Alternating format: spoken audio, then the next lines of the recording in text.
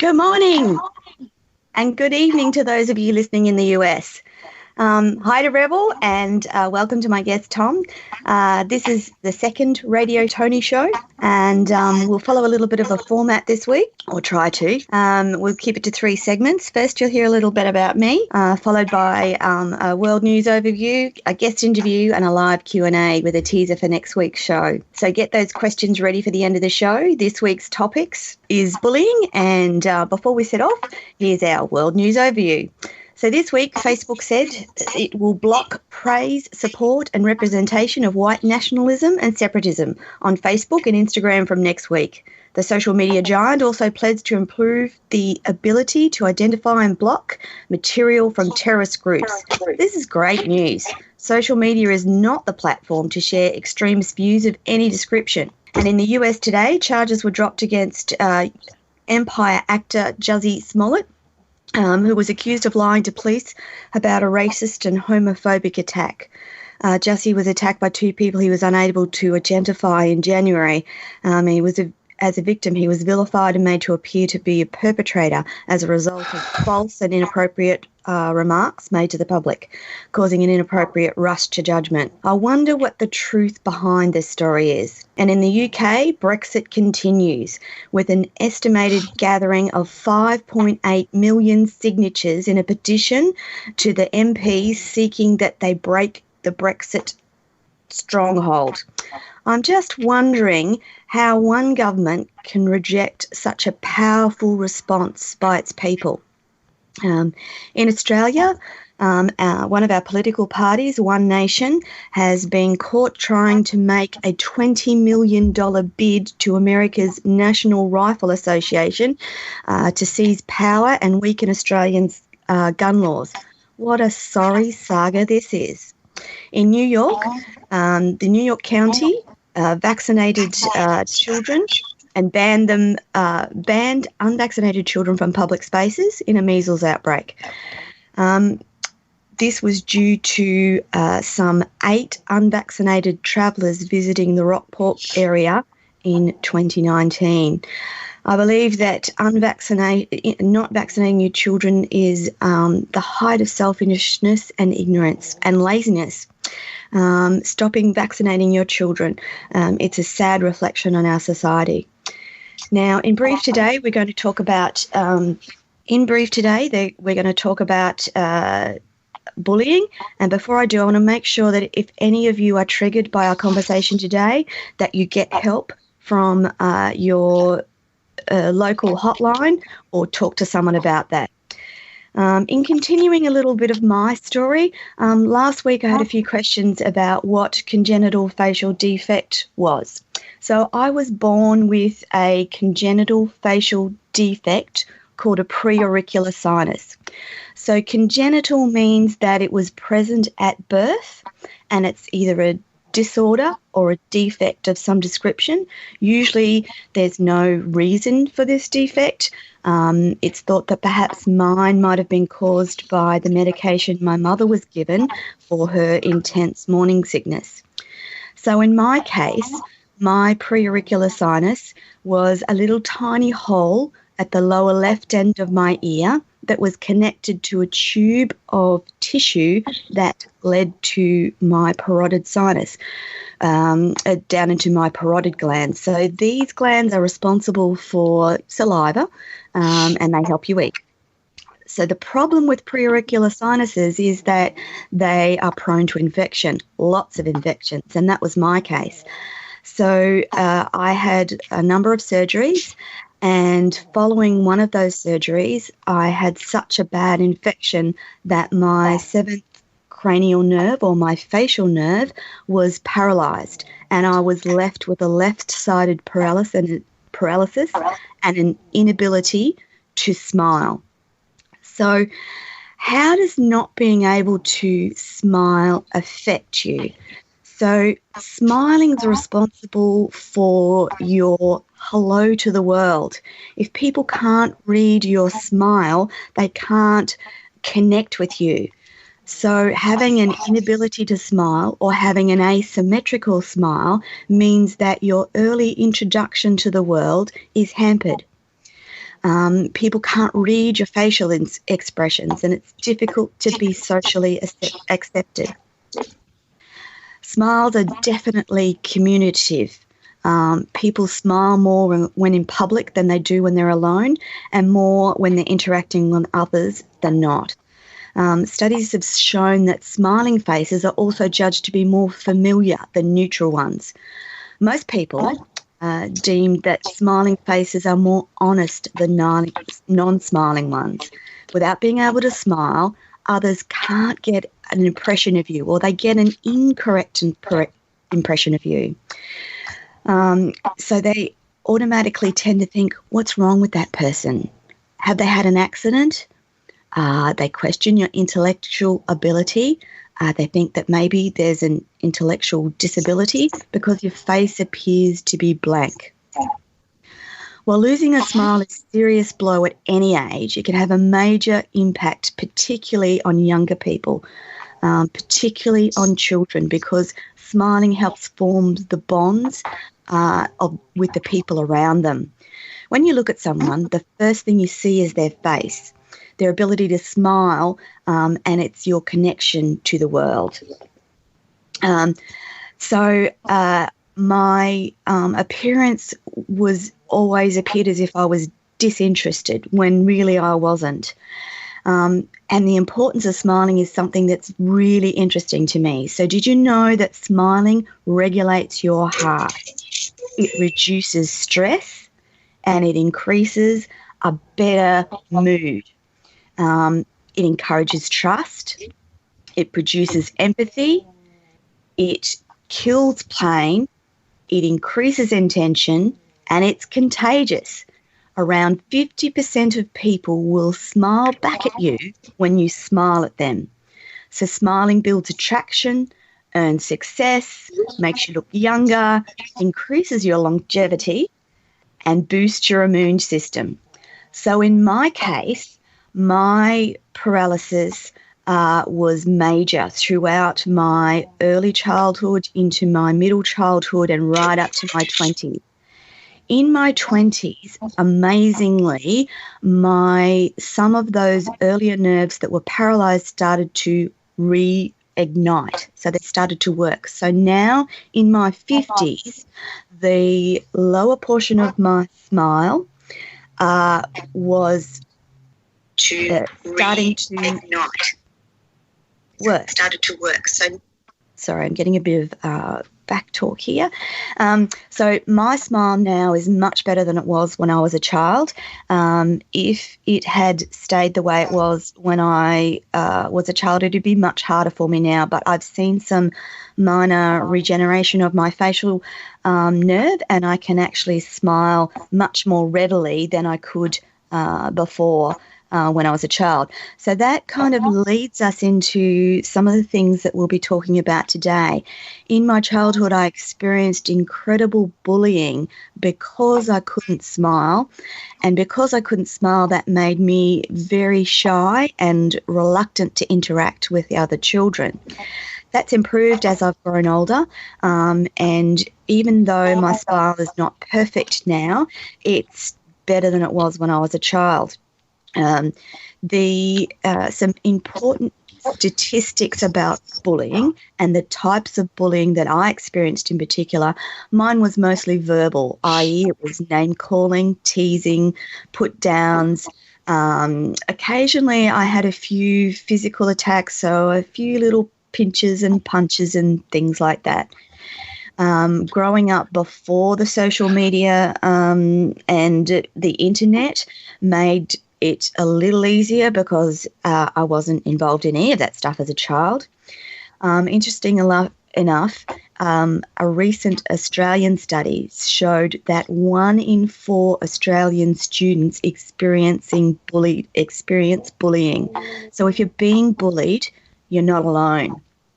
The highest frequency of school bullying happens amongst Year 5 children. So that's your 10-year-old children. And I can vouch that that was probably the height of the bullying that I experienced regarding my face and lack of smile. And again, I experienced that whole realm where because I couldn't smile properly, people pointed and thought that there was something else wrong with me, thought that I was disabled in some way, when in fact I was an A-grade student and didn't experience any intellectual incapacity at all. Nowadays, approximately 83% of students are bullied online rather than in person. Their peers are usually onlookers in these bullying interactions and don't play a central role in the bullying process, but as onlookers, they compound the effect of the bullying. Hurtful teasing is the most prevalent of bullying behaviours experienced by students, followed by having hurtful lies told about them. Online bullying appears to be related to age, with secondary students more likely to engage in bullying online than primary school students. The younger people are less likely to be involved in online bullying.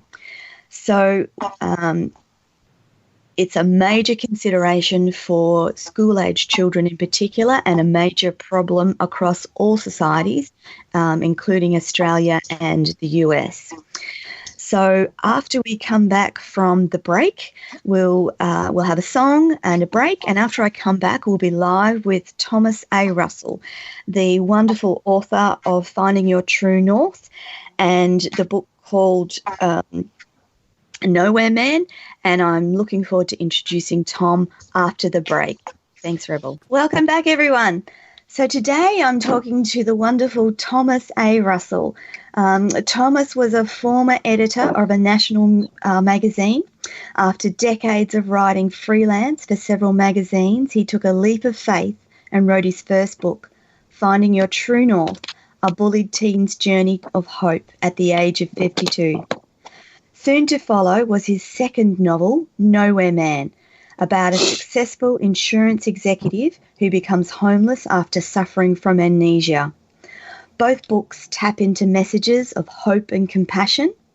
His journey has propelled him on to greater things he never thought would have imagined doing, including speaking to kids in schools, churches and organisations about empowerment and kindness. As if that isn't enough, he's about to embark on his own radio show on iHeartRadio. The show, Life Without Limits, will focus on connecting with those who've been oppressed or finding solutions. You can find Tom's books on Amazon.com.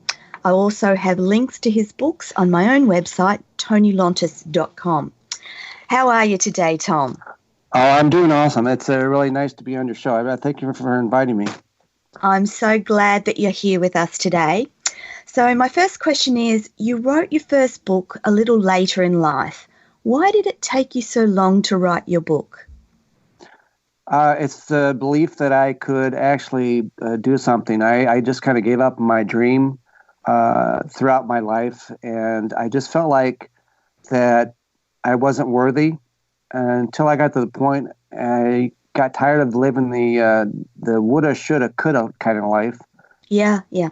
And finally just made that decision to go for broke and not worry about whether I was able to get it published or not. But I decided that once I wrote the book, it was going to be published. I was going to make it happen. You just have to make it happen. It's a powerful thing to take action on your dreams. Wonderful thing to have dreams, but even more powerful when you actually take action. So well done, Tom. Why did you choose to write about bullying in particular? Well, I have a lot of people ask me about that because yes. when you read about some people who have written books about bullying, been situations where they've been bullied in life and they want to write about their situation. Mine was not so much that it affected me throughout my life, but when I was a kid, like in middle school, I had a big nose. I just knew it. And so I had people tell me these really insults like, you get Pinocchio competition. Your nose arrives in the room 5 minutes before you do. Oh, no. Your nose needs its own zip code. Those kind of things. So it affected me because I hated seeing pictures of me or even looking in the mirror because that's how I thought about myself. Yes. And it affected me. But over the course of time, it wasn't like a light bulb moment or anything like that where I just finally decided to get my act together.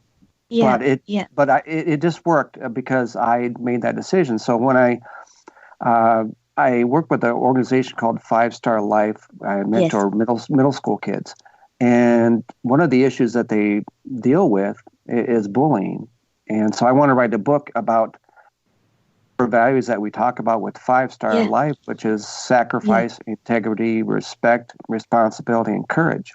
Yeah, yeah. And so, bullying was the platform to put the child in a position where he had to find out how to live by those 5 core values.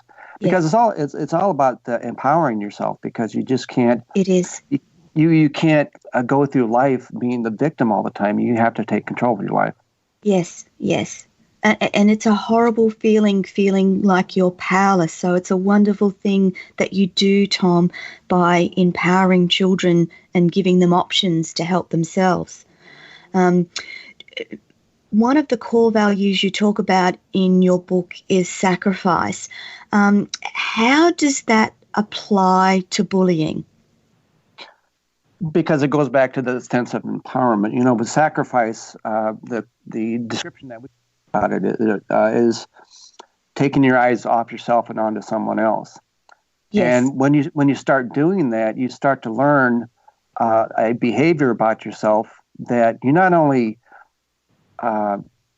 help someone else by what you do or what you say to someone. Yeah. It is also empowering you because you start feeling better about yourself. I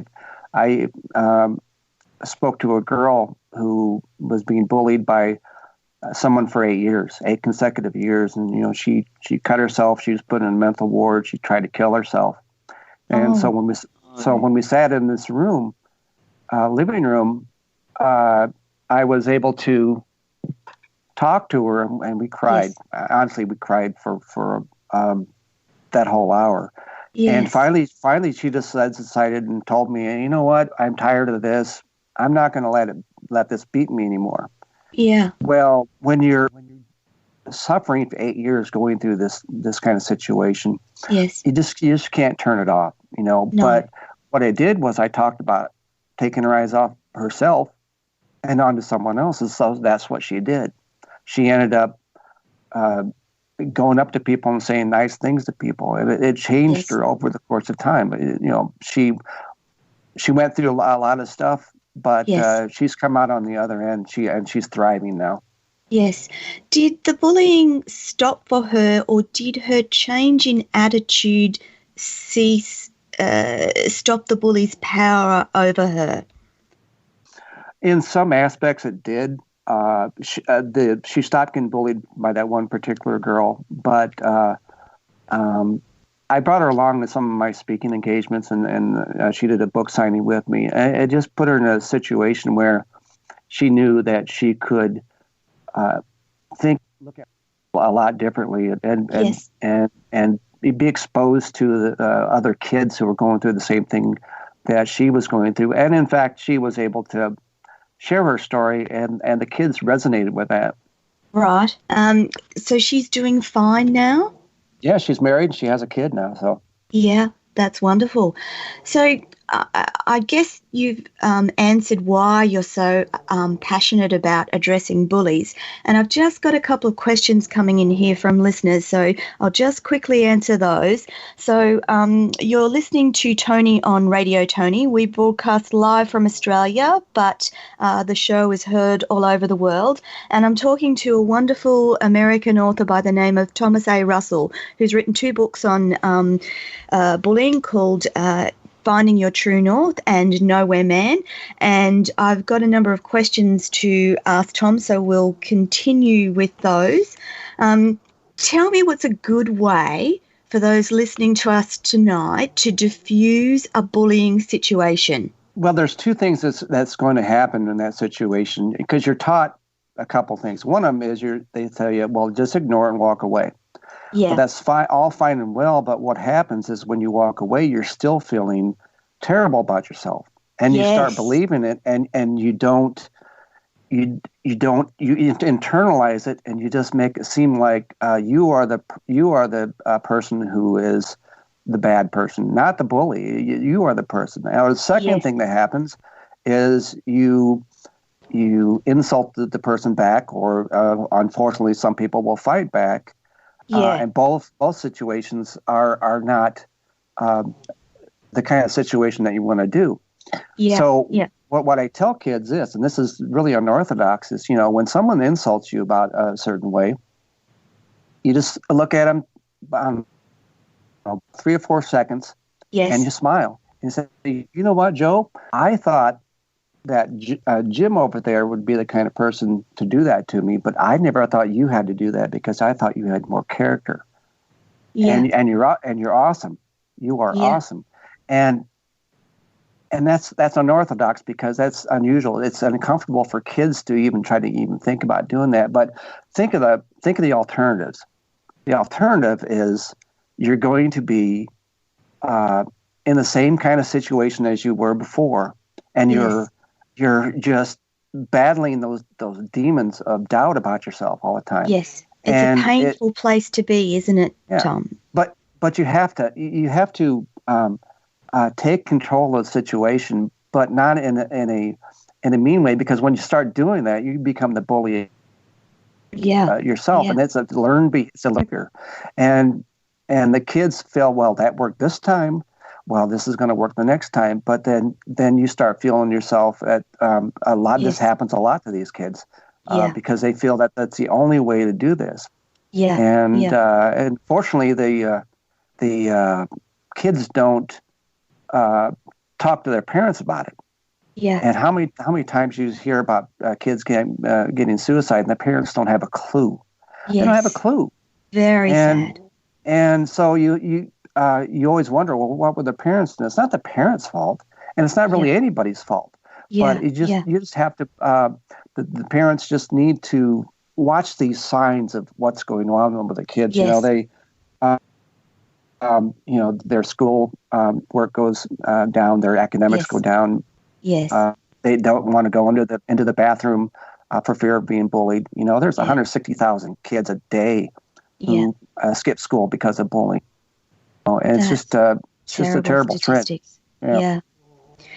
So we're going to throw to a break now, and after we come back from the break, we'll continue talking to Tom and talk further about his 2 books, and we'll also continue asking him questions. We've got some lovely questions coming in from listeners, and we'll endeavour to answer those in the next segment after the next break. So you're listening to your host, Toni Lontis, on Radio Toni today, and we're talking to Thomas A. Russell, the author of Nowhere Man and Finding Your True North, and our subject today is bullying. So if you'll bear with us after the break, we'll come back and answer some more questions from the viewers, talk to Tom about some more bullying strategies, and I look forward to joining you after the break. Hello, and we're back again with Thomas, and we're talking bullying today. Before I continue my interview with Thomas, I've got a couple of key questions from listeners today. One person's asked about Thomas's book. So Thomas A. Russell is the author of Nowhere Man and a book for bullying teens called Finding Your True North, and both of these are available on Amazon.com. So people are asking, Thomas, where do you find the strength to implement bullying strategies? Well, that's a good question. I draw strength through, I'm empathetic almost to a fault. And I find myself, when someone's hurting, I feel the hurt as well. And what I do is is I listen, because if you don't listen to a kid, you just kind of, you have to get in a position where you ask a question and you listen to it, and then you got to dig deeper, because if you don't dig deeper into what the kids' issues are, you're not going to get to the core of the problem. And so when I work with the kids with 5-Star Life, they've got issues, and you can see how their reaction, their body language, all these different things that are going on in that conversation. And you look in their eyes, and then you just tell them, look, you matter. You are the most important person at this table right now. And you have to make them feel like they're special. And because they're not getting it at home sometimes, because a lot of these kids that we deal with are single-parent homes or stepfathers, stepmothers, and we hear a lot of things going on with them. And so the strength I have is because when I do these speaking engagements, I did one in a school and that's 7 different classes, and every class, all these kids came up and told me about their bullying situations. And that just empowers me, because I feel like I'm making an impact, and it's not because of fame or anything else. It's because, again, it goes back to me being empathetic. I want to help people. Yes. So one of the other questions that we've got coming in is in particular about what signs do you look for to see that a child is being bullying? And before I throw to you, Tom, I just want to let people know that often children will hide things from their parents in the mistaken thought that they don't want to upset their parents, they don't want to cause their parents stress, and they don't want to let their parents know how much they're hurting. But if you look closely and examine your child's behavior, they will be secluding themselves, or they'll be deep in thought or shut in their room. And so now I'll throw to Tom, and he's got a lot more experience in this area about the signs to look for in children that are being bullied.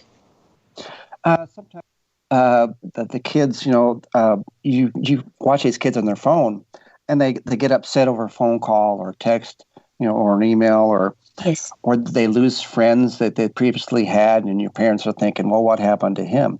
And they skip activities that they normally get involved in, and they start talking negative about themselves. The thing is just like every adult, every person, they have like 60 to 70,000 thoughts in a day. 80% of what we think about are negative, and 95% of what we think about the next day is the same thing negative. And so we're programmed, and these kids are programmed to think that way. And these even adults are doing the same thing. So it's not just exclusive to kids. So what I'm telling anybody who's listening is it's a lie. It's a lie, programmed to do this, but your mind, you can always change your thought process all the time. Yes, you can. And with the children that you're having an issue with, you have to teach them all these different self-help things that I can go on and on about that, but you just have to allow the child to put themselves in a position where they thrive. If they're having issues in school, have them get involved with an activity outside of school. And that way they learn about things. One of the kids that I had, he was bullied. He's got some behavior problems, and what the mother did, they got them involved in taekwondo and art and all these different things to make him feel like he's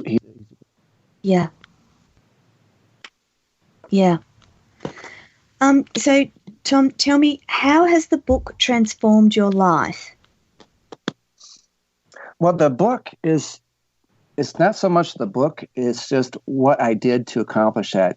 I've always told this story of a lot of people fear failure, but I always feared success. I always worried about, what happens actually if something good happens? Yes. And then I paralyzed myself and said, well, I'm not worthy. I'm not going to be able to do it. And it's key with that. When with the book, it's an accomplishment, but it's an accomplishment not because of any fame. Yes. I'm saying not saying I'm famous, and it's not because of fortune, but it's about how I've been able to impact. That's what the transformation in me is because I'm able to schools and churches and organizations and listen to these kids' stories, and because they want to be heard, and they're not telling those stories, and they say, "Well, I'm not alone." Guess what? There are other people going through the same thing. So the biggest thing is you're going to have to put yourself out there, and that's what I decided to do. And sometimes it's the most uncomfortable thing to do, to be in front of people. Yes. But when you realize what you're doing is important, that's why I have such a huge transformation in myself. Yes, yes. So your books have transformed you and led you on a path where you're able to help kids in a very valuable way, which is wonderful to hear. So, Thomas, what's next for you? Well, you mentioned about the radio show. I'm working on that, and it's called Life Without Limits. Yes. And I have to thank you for introducing me to the media group. But in addition, and this has been a work in progress for the past year and a half for me, as I'm writing, or I'm putting together an anthology of people who have been bullied. Yes. And it covers a wide spectrum of the categories. It's of course it's school bullying, but it also covers workplace bullying, and home bullying, and narcissism, abuse, and even those who have bullied. So it's like I want to cover a lot of different areas. So, and it's like I said, it's a work in progress. And I got most of my stories in, but I tell you, when I receive these stories, I start crying. That's my empathetic nature again. But I start crying because I just feel their pain. It's like, how can someone actually write that? It's really very cathartic for them. Yes, because they know that what they're doing is the most uncomfortable thing to do, to share their pain with other people. And I can't tell you how much I appreciate that. So the title of the book is called "You Are Not Alone," and powerful title. It's a project worthy of doing. Yeah. So, Tom, one of our listeners wants to know the station that your radio show will be on. It'll be on the Women for. It'll be the WF. Same network you are. W4WN. And Thomas, that's hard to say. Your show is premiering on the 22nd of April. Am I correct with that date? Yeah, April 22nd. April 22nd, you'll be able to hear Tom, and he'll be speaking about a lot of his transformative work. So I have another question for you, Tom. Do you think that both success and failure can be an impediment, as in both cases we are looking at ourselves and feeding our insecurities? Well, you have to remember that failure is imminent in everybody's life, and in any walk of life that you do. But the key is to fail forward. If you stop doing something, it doesn't really matter if it's small or big. If you stop doing something, that's where the failure gets you. So it's about taking those small steps in the direction that you want to go. Well, that's the idea of what I wrote at the title of the book, Finding Your True North, because when you have a goal or something that you want to do in life, as soon as you make that decision, you're going to have all these obstacles that come in, and they go off these little tangents, all these different things that stop you from trying to get to your true north. And that's the hardest thing to do. But once you see that on a daily basis, you got to have that dream in front of you every single day. Because if you don't follow those little rabbit trails to say, well, this happened, so therefore I can't get my dream. And it shouldn't have to work that way. And it took me 52 years to figure that out. Yes. So and age has nothing to do with it. It doesn't matter if you're 50, 60, 70, 10 years old. It doesn't matter how old you are.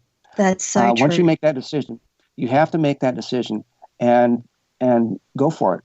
You know, what's going to happen? You don't worry about the success of it, because what the effort that you put into it is more important than the success you get out of it. It's just the byproduct. Whatever happens to you, whatever happens to you or me or anybody else, you're going to be able to look at yourself in the mirror and say, look what I just did.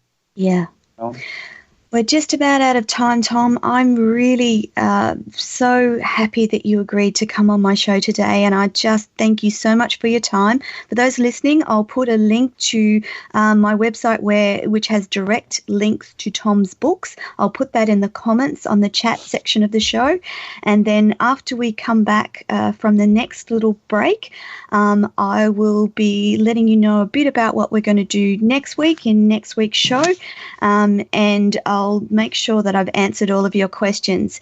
So thank you very much, Tom, for agreeing to appear on my radio show. I very much appreciate it, and we'll talk to you again soon. I really appreciate it. Thanks, Toni. Welcome back, everyone. Thank you for listening to my radio show today. If you need any further information, please put a comment in the comment section, and I'll try and reply to you as the show finishes. Just something else that I wanted to quickly mention in relation to bullying. Some of the signs that some of the reasons that bullies bully other people, and those are quickly, they feel jealous, they want to be like you, they want to feel better about themselves, they want to fit in with your friends, they feel angry inside, they like to be in control or have power over others, or they've been bullied themselves. So if you are being subject to bullying, please understand that the bully is dealing with issues themselves. And quickly, some of the effects that bullying can have on kids in particular, and these transfer to adults as well. So people who are being bullied, and children in particular, may have trouble sleeping. They may lose their appetite. They might show signs of trouble concentrating, so that might translate to problems in school and coping with school. They'll feel down and find life generally hard to cope with. They'll have trouble completing their schoolwork. Some children feel physically sick or want to ring in sick and not go to school. They feel sad, angry, confused, unsafe, and afraid. So quickly, things to do if you're being bullied: keep your distance from the bullying. Don't bully them back. Tell them what they're doing, that it's not okay, and talk to an adult you trust. And that goes for adults as well. Find someone you can trust and talk to them about what's happening in your life. And take time to do something nice for yourself. Bullying has a detrimental effect on everyone's lives, and remembering that the bully is feeling bad about something in their life, and that's usually the cause of their bullying, may help you deal with what's happening to you. So I don't consider that bullying is a harmless part of growing up. It has an obvious and immediate effect on reducing a child's participation in learning and enjoyment of school. So it's not okay, and it needs our concerted effort to help these kids feel better about themselves and better about what is happening in school. So next week, I'm going to be talking to another friend of mine who has recently published a book on bullying in the education sector.